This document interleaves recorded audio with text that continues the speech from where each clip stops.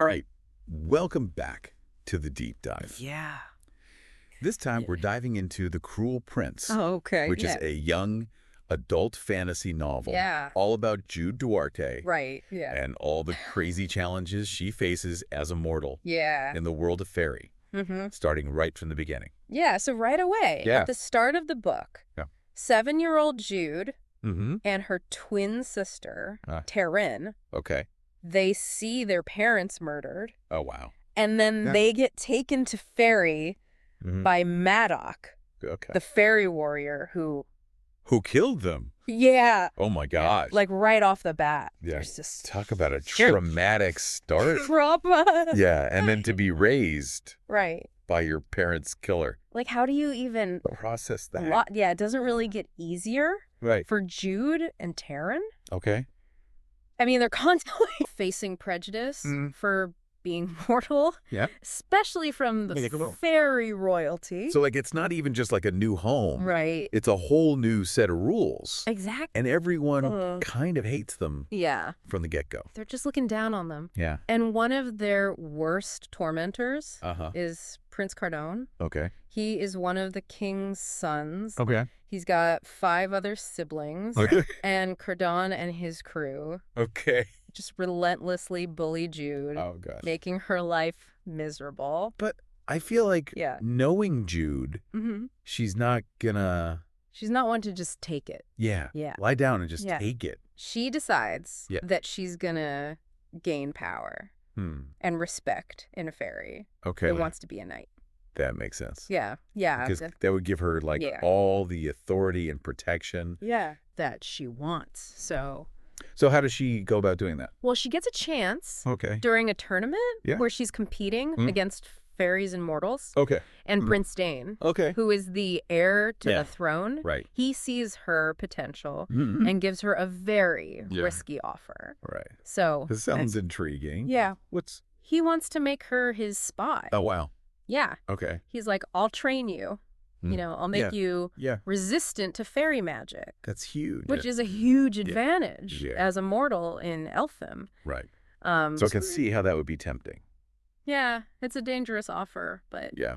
But it could totally be her ticket to the power she wants. Yeah. So... And she takes it. She takes it. Yeah. She's like, you know, this is my chance. You know, to learn all the court secrets. Okay. To gain influence and protect myself from people who want to harm me. Yeah. So she is stepping into the world. Officially. Of fairy intrigue. Yeah. And I imagine it only gets more complicated from here. Absolutely. The fairy court is full of tangled relationships, shifting alliances. Like, there's her relationship with her sister, which is getting more and more strained. Yeah. Classic sibling rivalry. Right. But with way higher stakes than normal. For sure.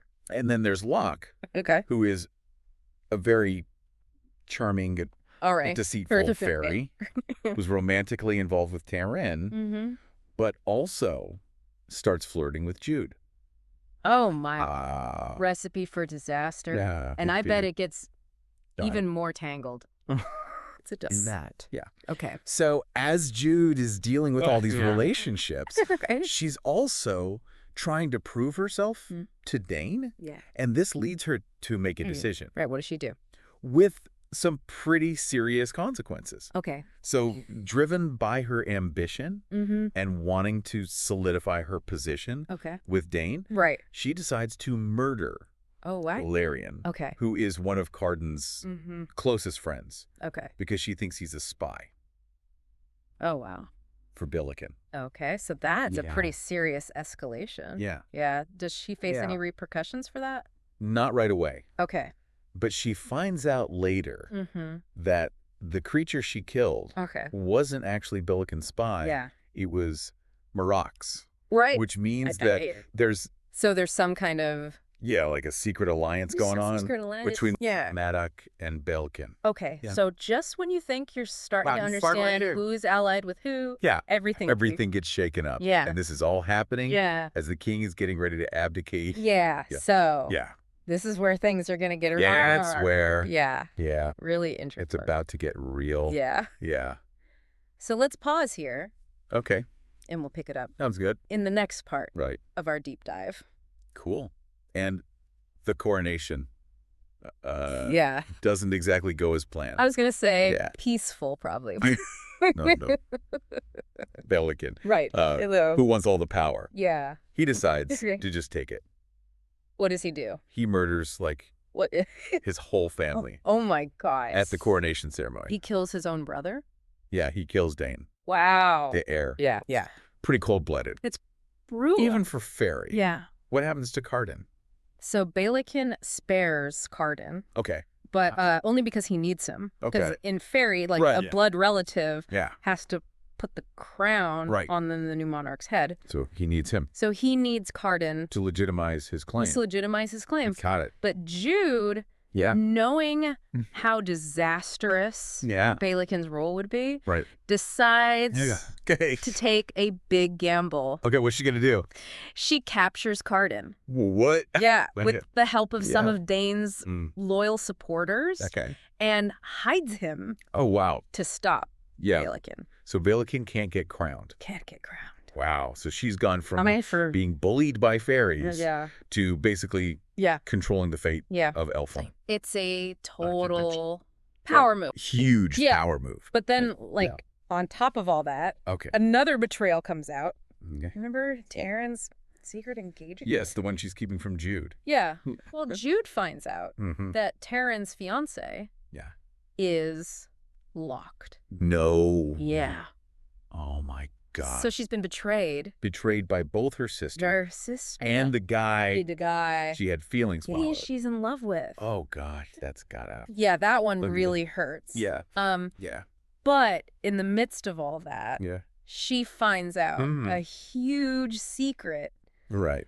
That changes everything. Okay, I'm on the edge of my seat. Okay. What is it?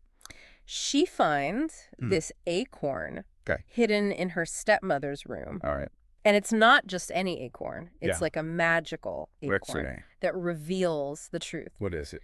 That Oak is actually Dain's son. Hold on. With Lyriope. So that means... Who was Locke's mother. That Oak is the rightful heir. Oak is the rightful heir. To the throne. To the throne. This just got so much more complicated. Okay. It did. So what does she do with this information? So Jude, being a strategist, uses this to her advantage. So she goes to Cardan, who is still her prisoner, and she makes a bargain. Oh my gosh. Okay, what kind of bargain? She says, I will give you your freedom, but you have to swear an oath to me. What? Yeah. Okay, so he has to obey her. He has to obey her. For a certain amount of time. For a year and a day. A year and a day. Wow. I know. So she has totally turned the tables on him. Yeah, the cruel prince is now under her thumb. That is amazing. It is. Okay. So with Cardan, bound to her, she comes up with a plan to make sure Oak is safe. Okay. And that he will eventually be able to... take the throne. Take the throne. Okay. So she's playing the long game here. She's playing the long game. Okay. So she sends Oak to the mortal world. Okay. Where he'll be safe. Okay. Because... Right, because Belikin would kill him.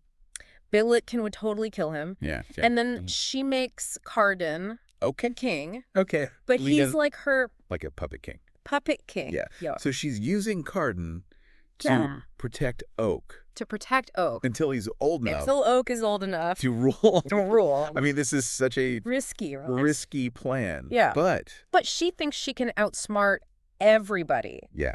And manipulate Cardan. So how does she even pull this off? With Cardan's coronation. Right. Like Belikin's? Yeah, Belikin's still out there. Still out there. So she's got to be really managed to do this. And ruthless? Yeah. So remember, Cardan is bound to her. Right. So she basically uses him as a pawn. So she is amazing. Amazing. Yeah. I mean, this is incredible. It is. But obviously this isn't over. Right. The cruel prince ends with Cardan on the throne. Okay. But it's not clear what's going to happen. Yeah, what are the consequences of all of Jude's choices? It sounds like the next book is going to be definitely pretty thrilling. Yeah. Yeah, it's a pretty fragile piece, though, right? Oh, yeah, for sure.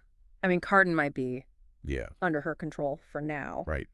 Who knows how long that will last? he's not really known. It's conniving and ambitious. Yeah, going along with things. Yeah.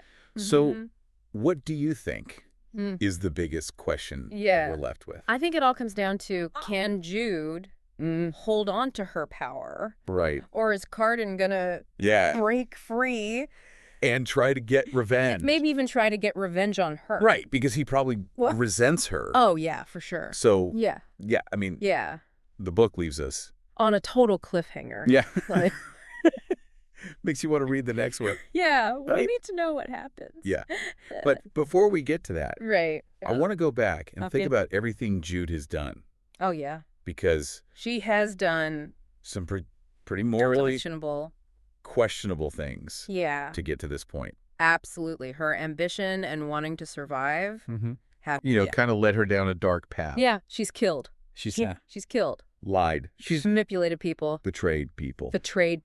Yeah, to get where she is. Just to survive. It makes you wonder if she's becoming... Right. Like, is she becoming more like the fairies? Yeah. That she hates? Is she losing her humanity? Is she losing her humanity? In his pursuit of power. I think that's like the main question the book is asking. It's not a simple fairy tale with a clear hero and villain. It's way more complicated than that. It's really a story about... Navigator this world. Yeah, a world where there's... power corrupts. Yeah, and you have to... Yeah, survival comes at a cost. Make these tough choices. Exactly. And I think... that's what makes it I think that's what makes it so... compelling. Interesting. Because it's like... Yeah, it makes you really think about... It makes you think about, what would you do? Yeah, what compromises would you make? In that situation. Right. So, as we close out our deep dive into The Cruel Prince... Right. What final thought? Yeah, what final thought? Do you want to leave with everyone? Do you want to leave with the listener? I would say that The Cruel Prince, it's not just about power struggles and politics and fairy. Right. It's really about Jude trying to find her place in this world. In a world that doesn't want her. That wants to, like, push her down and tell her she's nothing. Yeah, and she's not having it. Yeah, she's fighting back. It's about resilience. Yeah. It's about ambition. It's about ambition. And it's about the choices we make. Yeah, the choices you make when things are really hard. When you're facing, like, impossible odds. Yeah, and I think a great question. To leave everyone with. To think about is, will Jude's ambition and all the things she's done... and this power. Yeah, will her power... save her. Ultimately save her. Or will it destroy her? Yeah. So I think that's something everyone can everyone can think about that. As we finish the book. Yeah. And move on to the next one. Awesome. Well, thank you. Yeah. For joining us for this deep dive. This was fun. Into The Cruel Prince. Yeah.